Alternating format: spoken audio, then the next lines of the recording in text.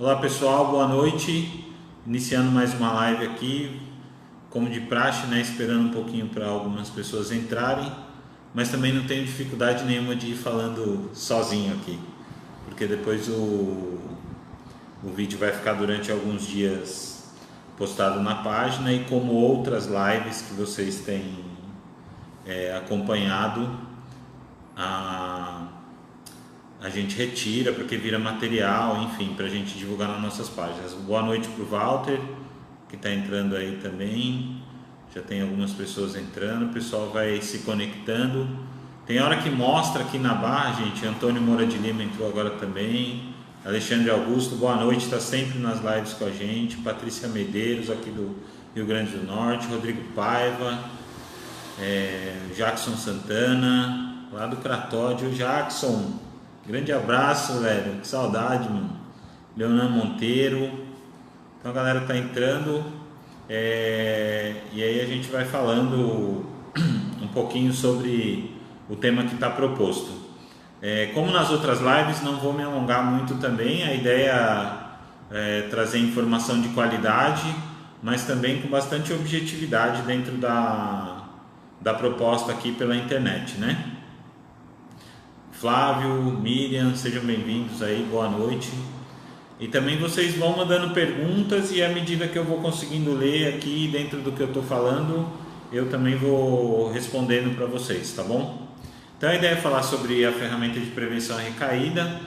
A prevenção à recaída é bastante utilizada hoje no tratamento da dependência química, principalmente pelas linhas de pensamento, pelas correntes de pensamento que trabalham com a questão da abstinência. Tem o pessoal da redução de danos também simpatiza um pouco com essa ferramenta, mas ela é bastante utilizada dentro de comunidades terapêuticas, clínicas, consultório. André Internações, William Quiet, Selma, Gustavo Leonel, sejam bem-vindos, Aline Alonso.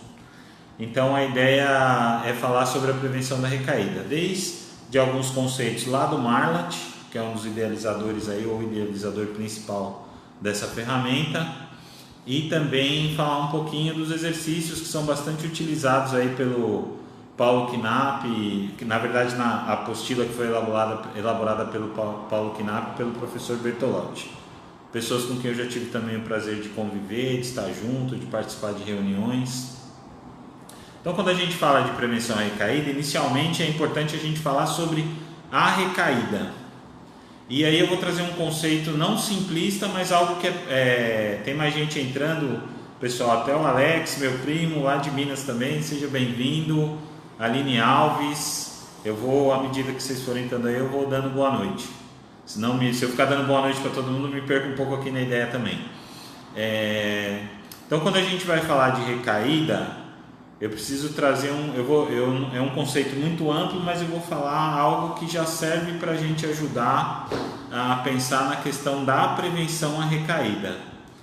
A recuperação é um fenômeno, isso é um fato. A recaída também é um fenômeno. Só que muitos profissionais, infelizmente, ainda entendem a recaída, assim como a questão da dependência química, como um problema moral do indivíduo. E é a primeira ideia que eu quero desconstruir aqui com vocês. A recaída não se trata de um problema moral, assim como a dependência de drogas também não se trata de um problema moral. A dependência de drogas é uma doença classificada pela Organização Mundial da Saúde, no Código Internacional de Doenças, que é o CID-10, no DSM-5, que é o Manual Diagnóstico para Doenças Psiquiátricas, a última versão, que é o DSM-5. E também tem os critérios diagnósticos elaborados lá em 1976 pelo Edward Gross, que também são bastante utilizados até hoje. Então, quando a gente fala de recaída, a gente está falando de algo que faz parte de uma doença. E, infelizmente, um processo que em algumas pessoas não é possível ser interrompido. A pessoa vai precisar passar por alguns momentos desse até ela conseguir achar um momento de recuperação, ou achar o melhor momento para a recuperação dela. Então a gente está falando de uma ferramenta que ajuda o indivíduo que está entrando no processo de tratamento, que tem interesse em ficar abstinente, a prevenir recaídas. E aí, quando a gente está falando de prevenção à recaída, nós estamos falando de técnicas cognitivas e comportamentais. O que eu quero dizer com cognitivo? Tudo aquilo que está relacionado ao seu pensamento, tudo aquilo que está relacionado à forma como você gerencia as suas emoções. O que eu estou dizendo sobre comportamento? Tudo que é resultado da forma como você gerencia os seus pensamentos e as suas emoções. Por isso a gente fala cognitivo comportamental. Então a prevenção à recaída parte dessa base de técnicas cognitivas e comportamentais. E aí vou falar uma outra coisa que eu já falei em outras lives, desculpa ser repetitivo, mas eu acho que isso também faz parte do aprendizado, é um dos objetivos desse aprendizado. Muitas pessoas vão falar para você o seguinte: a dependência química é uma doença do comportamento. Eu discordo veementemente disso, e outros colegas, profissionais da área, especialistas também. Por quê? O comportamento é um resultado da forma como você gerencia suas emoções e os seus pensamentos, da forma como você gerencia os seus instintos e os seus impulsos. Então é uma matemática que ela não é simples de realizar, mas ela é simples de entender. Se você passar a gerenciar melhor os seus sentimentos, os seus pensamentos, os seus instintos e os seus impulsos, ora, você vai ter um resultado melhor do seu comportamento, certo? Então, na prevenção da recaída, a gente não quer só mudar o comportamento da pessoa, ajudar a pessoa a encontrar uma mudança do seu comportamento. Não. A gente quer ajudar a pessoa a encontrar um melhor gerenciamento dos seus pensamentos e das suas emoções. Quando eu falo de instintos e impulsos, eu ainda falo de coisas que antecedem isso, mas aí eu não vou entrar porque isso é material para uma outra live, é material para uma outra aula. Boa noite, Hélio, Jorge, que entrou aí, tem mais um pessoal, né? Está entrando na live. E aí, quando a gente fala da prevenção à recaída, a gente pode começar com intervenções específicas. Por exemplo, ajudando a pessoa a identificar uma situação de risco. O que é uma situação de risco para um dependente químico que está tentando ficar em recuperação? Encontrar um amigo que usa drogas, ir num lugar onde as pessoas estão consumindo drogas, sair do trabalho e receber um montante de dinheiro que muitas vezes serve como gatilho, iniciar ou terminar um relacionamento afetivo, que a gente sabe que tudo isso gera uma carga emocional muito grande. Então essas são situações de risco. Mas Juliano, então o cara não pode mais viver? Não. Tudo isso vai continuar acontecendo na vida. A gente quer que a pessoa lide melhor, consiga lidar melhor com essas situações. Então você pode, durante o tratamento, no consultório, quando você está trabalhando com uma pessoa que tem uma dependência, na comunidade, na clínica, você pode ajudar ela a levantar situações de risco. Por que levantar as situações de risco? Porque para cada situação de risco, você pode ajudar essa pessoa a desenvolver pelo menos 3 estratégias de enfrentamento. Isso ainda é bastante comportamental, porque mais do que a situação de risco e as estratégias de enfrentamento, a gente quer entender nessa pessoa o que isso significa para ela. Porque se ela conseguir ressignificar tanto as situações de risco, quanto as estratégias de enfrentamento e os eventos da vida como um todo, pode ser que ela tenha muito mais sucesso na hora do comportamento, na hora da atitude que ela vai tomar. Então, falando de prevenção à recaída, intervenções específicas seriam trabalhar com situações de risco, situações de comportamento e principalmente o significado, ou seja, a emoção e o pensamento que estão anexados a essas situações. Beleza? Falamos aí de intervenções específicas.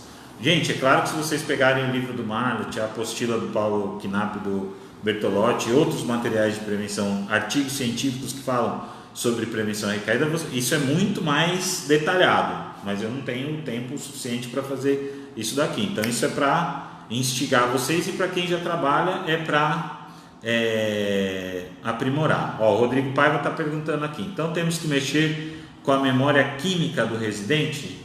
Rodrigo, eu acho que tem que mexer com a memória do residente, porque eu nem sei o que é memória química. Porque tem tanto conceito, eu não estou criticando o seu conceito, mas tem tanto conceito maluco que o pessoal inventa para explicar coisas que são mais simples do que a gente pensa. Então a gente tem que mexer sim com a memória. Eu acho que você está corretíssimo.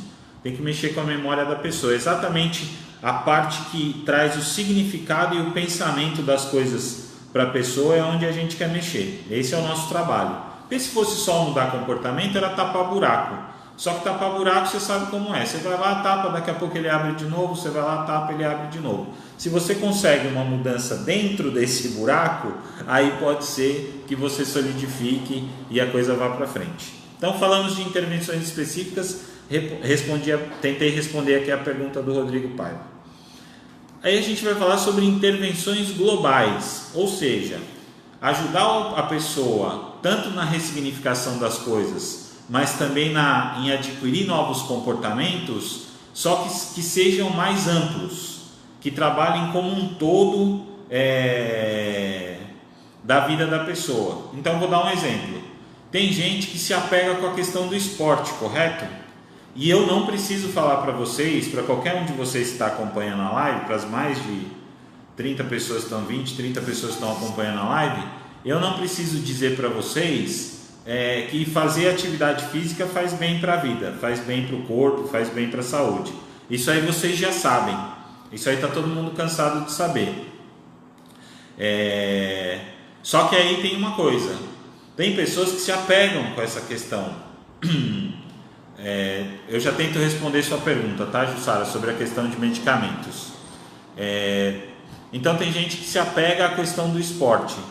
O esporte é uma atividade que ela é global para a vida. Pode ver, quem começa a correr, por exemplo, não tem atividade só da corrida. Tem uma mudança global do estilo de vida. A pessoa começa a correr, ela começa a se alimentar melhor, ela começa a produzir mais dopamina no cérebro, ela começa a dormir melhor, ela vê o corpo dela melhorar, a estética física melhorar, ela começa a conviver com outras pessoas que praticam o mesmo tipo de atividade. Então isso já seria uma intervenção. Eu estou dando a do esporte, mas existem outras coisas também. Tem gente que se apega no estudo, que eu acho que foi um pouco do que aconteceu comigo. Tem gente que se apega um pouco no trabalho. É lógico que a gente não quer que essas coisas virem novas compulsões, mas olha lá, se tirar um indivíduo daquele movimento da droga, da ativa, eu acho que já vale a pena ponderar. Então o esporte, voltando na questão do esporte, seria uma intervenção global, diferente da questão da intervenção específica, beleza? A Jussara perguntou sobre a questão do topiramato, e uma medicação específica normalmente usada para a questão da fissura e da síndrome de abstinência. Jussara, eu como psicólogo sempre me limito a responder perguntas sobre medicação. Eu tenho algum conhecimento do que eu estudei de psicofarmacologia, mas eu vou sempre pedir para um médico responder essa pergunta. Então o que eu vou fazer é anotar a sua pergunta, o pessoal aqui já está anotando, e aí eu também dou uma revisada nos comentários da live depois, e aí na semana que vem eu tenho uma nova live para falar sobre só as perguntas que vieram nas outras lives, e aí eu prometo que eu vou responder a sua. Porém eu vou fazer um destaque. Medicações, e no caso do topiramato, como você citou, Rogério, cheguei, boa noite, seja bem-vindo. O Everson também entrou um monte de gente aqui também. É muito importante você falar sobre isso, porque ainda hoje, isso talvez alguns de vocês fiquem chocados, ainda hoje muitas comunidades e clínicas, mas no caso mais comunidades terapêuticas, têm uma resistência muito grande aos seus pacientes usarem remédios ou levarem o indivíduo para uma consulta médica. Gente, a dependência química também é uma questão de saúde, ou é muito uma questão de saúde, e a gente não pode negligenciar coisas como fissura, a gente não pode negligenciar coisas como sintomas de uma síndrome de abstinência. Então a medicação hoje ela tem um papel essencial no início, no meio e no término do tratamento, e para algumas pessoas depois no processo de recuperação. O Alexandre perguntou aqui, por que o adicto tem dificuldades em lidar com o sucesso? E isso leva a recaída. Vou falar um pouquinho mais para frente, Alexandre. Rodrigo perguntou aqui, você acredita que recaída seria acúmulo de comportamento inadequado ou não? Vou falar um pouquinho aqui para frente também, Rodrigo. Acho que vou falar um pouquinho sobre isso agora. Beleza? Até aí?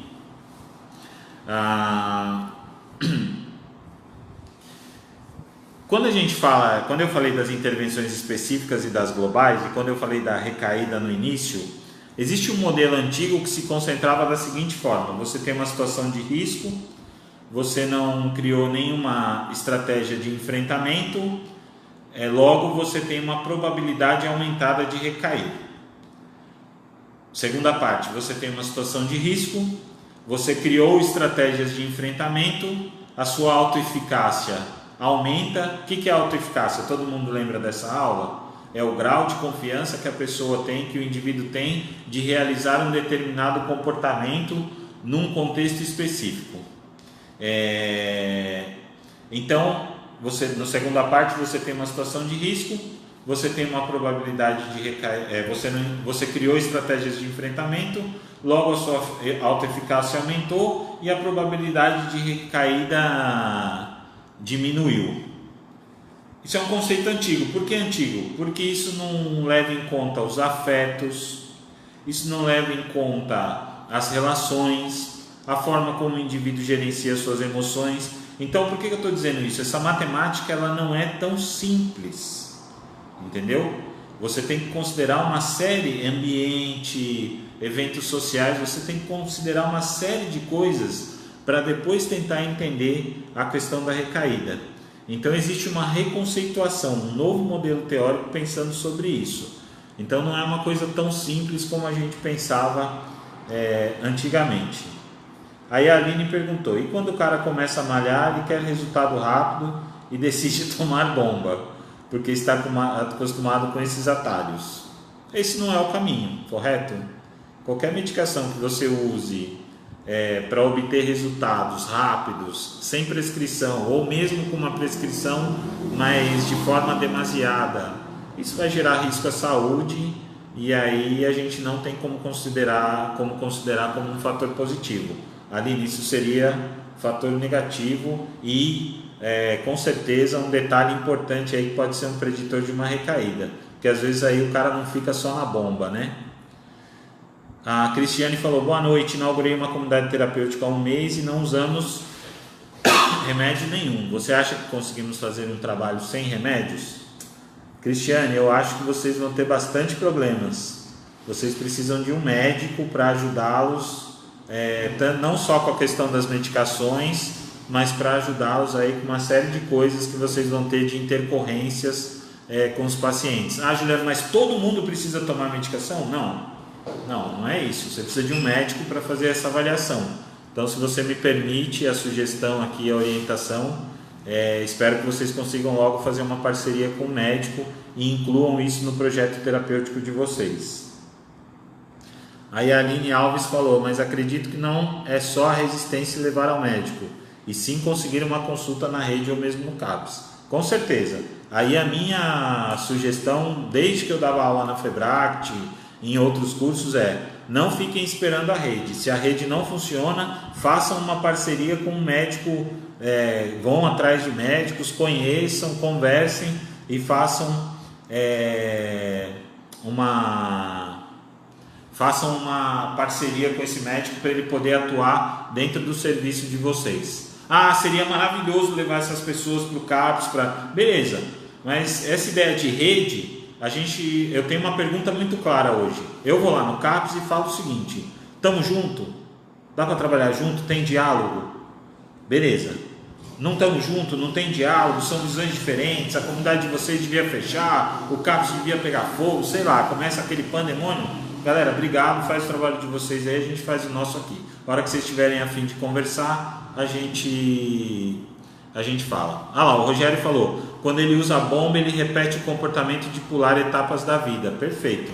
E o processo de recuperação é composto por etapas. É isso aí.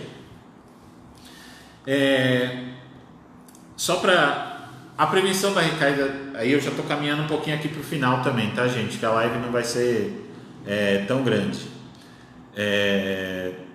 A prevenção da recaída é uma excelente ferramenta para fazer o treinamento de habilidades sociais. Eu tenho falado muito, gente, e eu tenho o pessoal até brigando comigo por causa disso, mas eu tenho percebido, tanto nas equipes quanto nos pacientes, muito a falta de assertividade nas coisas. E aí eu tenho pedido para o conselheiro aqui da clínica, tenho pedido para o coordenador, para os psicólogos, ajudarem. Hoje eu estou bastante, o Rogério que gosta bastante, hoje eu estou bastante comportamental, tá? Eu tenho pedido para o pessoal trabalhar a questão da assertividade. Por quê? Eu vejo as pessoas fazendo coisas em demérito de si mesmas para agradar os outros. Eu vejo pessoas falando mal de outras pessoas em vez de ir lá e mandar a carta para o endereço certo, falar diretamente para a pessoa.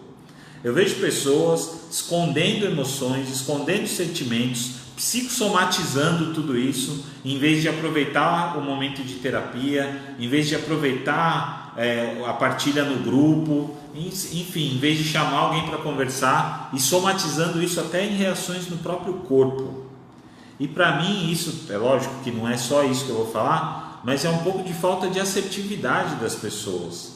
Você precisa falar aquilo que você está sentindo, aquilo que você está pensando, e existem várias formas de se fazer isso. Você não precisa ser agressivo, você não precisa ser rude, você não precisa ser grosso, você não precisa ser intolerante, mas dá para você falar, mesmo que seja uma coisa difícil, dá para você falar para qualquer pessoa, qualquer coisa.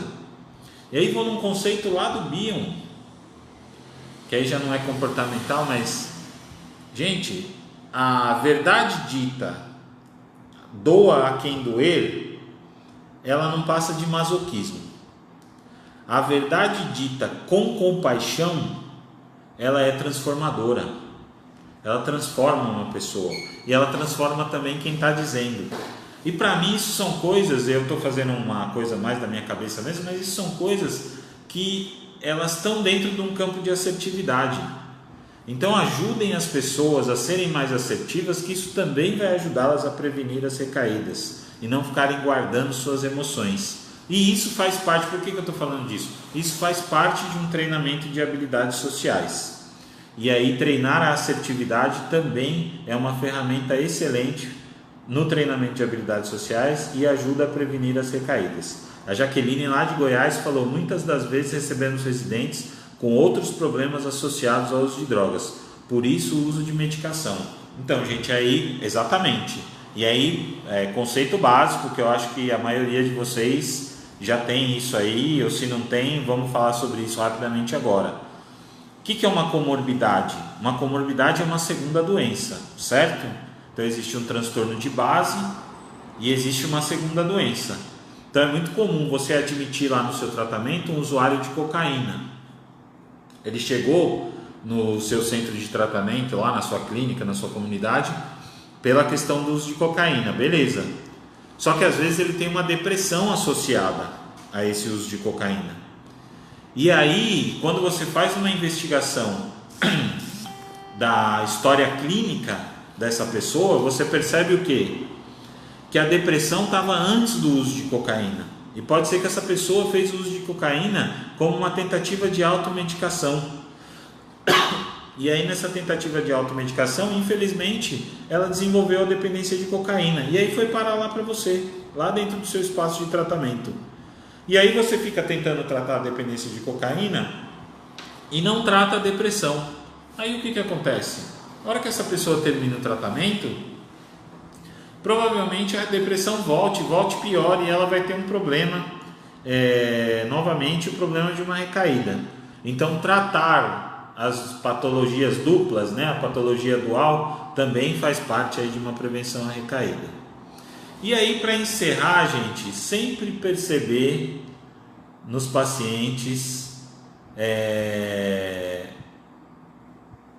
eu estou vendo outras perguntas aqui, o que eu não consegui responder hoje eu respondo nas próximas lives, tá? Sempre estar atento à questão de sinais interiores e exteriores. Então, quando a pessoa age excessivamente pelo lado emocional, quando ela tem vergonha da própria doença, quando ela tem muitas crises de ansiedade, quando ela manifesta estados de negação, quando ela tem um pensamento secreto de consumir a droga, o que muita gente chama de reserva, quando ela tem comportamentos evasivos ou defensivos, quando ela fica muito intolerante às outras pessoas, tudo isso são sinais interiores. Você está dizendo que uma pessoa que está assim ela vai recair? Não, estou dizendo para você que a terapeuta ficar de olho, porque a pessoa mostra algumas coisas para você, e muitas vezes coisas que você às vezes acaba julgando como falta de força de vontade, ou aquelas frases antigas que eu nem sei mais repetir, que eu estou eliminando elas do meu vocabulário, você deixa de fazer um olhar clínico para isso e dá um direcionamento. E aí também está ligado nos gatilhos exteriores, amigos que consomem drogas, festas. Aí o pessoal sempre me pergunta: quer dizer que eu nunca mais vou poder ir numa festa? Não, eu nunca falei isso para ninguém, de jeito nenhum. Eu acho só que para quem tem o interesse em ficar abstinente, se resguardar nos primeiros, vou dizer até assim, nos primeiros 2 anos de recuperação, que eu não entendo como nada de muito sacrificante para quem passou 10, 11, 15, 20 anos usando drogas. Então você passar o primeiro ano, os 2 primeiros anos mais resguardado, é claro que achando outras atividades que te gerem prazer também, mas experimentando coisas novas que não estejam ligadas à balada, ativa, noite, essas coisas, eu acho que ajuda bastante a adquirir um período longo de abstinência, te dá uma base mais sólida. Então eu sugiro que elimine os gatilhos exteriores ao máximo. Mas não é possível, meu ambiente de trabalho é assim, meu ambiente familiar é assado. Então aprenda a lidar com eles sem ter que recorrer a velhos hábitos. E aí você tem que fazer uma ressignificação muito grande de tudo isso, para você conseguir entender como viver dentro dessas coisas que podem ser gatilhos interiores e que podem acionar que podem ser gatilhos exteriores e que podem acionar os seus gatilhos interiores e infelizmente fazer o indivíduo ter uma recaída, certo?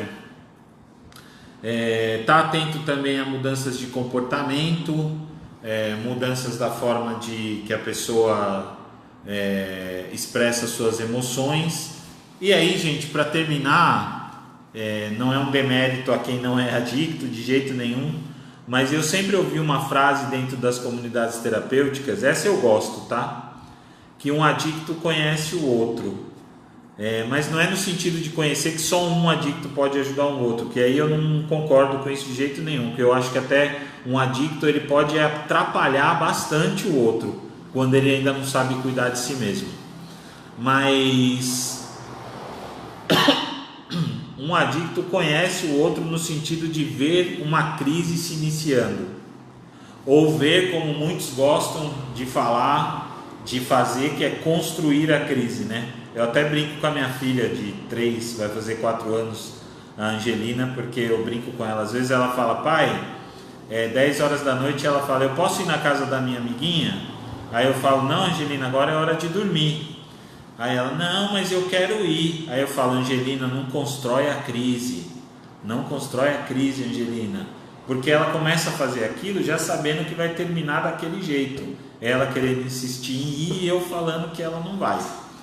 Então muitas vezes é isso que acontece dentro dos espaços de tratamento, eles vão solicitando coisas, vão se colocando diante de situações que eles mesmos vão construindo a crise, que você já sabe que aquilo não vai ser possível.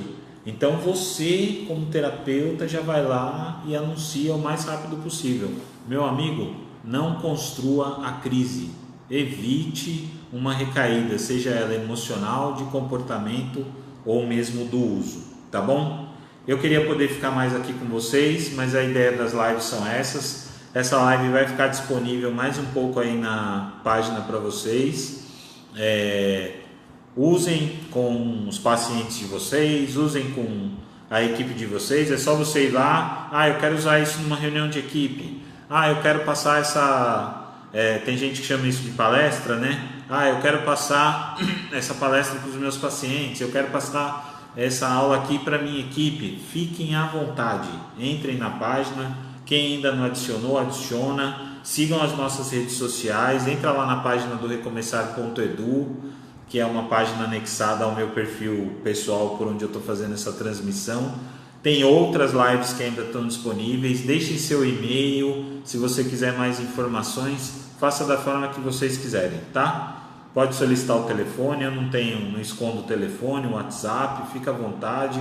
A gente tem um grupo que é o recomeçar.edu, que é um grupo de WhatsApp que está bombando esses últimos dias aí. Eu comecei a postar muito material. Quem quiser participar desse grupo, deixa o número de telefone nessa live aqui nos comentários, que eu adiciono lá no grupo durante a semana e você vai receber alguns materiais. Só para vocês terem ideia, ontem eu compartilhei um livro que é um manual de terapia cognitivo-comportamental para transtornos obsessivos compulsivos de 444 páginas. Eu deixei para o pessoal lá, ainda brinquei, não espero que ninguém faça uma leitura corrente disso, mas quem gosta de ler no tablet, quem gosta de ler no computador, ou quem gosta de fazer a moda antiga, ir lá, imprimir e ler, é um excelente manual de consulta. Divulguei hoje, aí já tem um pessoal deixando o telefone, eu vou adicionando, tá, gente? Não fica bravo não, eu vou adicionando à medida aí que a semana vai passando. Eu também compartilhei um artigo hoje sobre síndrome de abstinência de maconha, síndrome de abstinência da maconha. Vou compartilhar alguns vídeos que eu tenho meus também, tá? Então é isso aí, é para pulverizar o conhecimento, beleza? Tamo junto, um grande abraço, fiquem atentos aí na página, nas lives, um grande beijo no coração, um bom final de domingo aí e a gente se vê na próxima. E uma boa semana de trabalho a todos. Um grande abraço.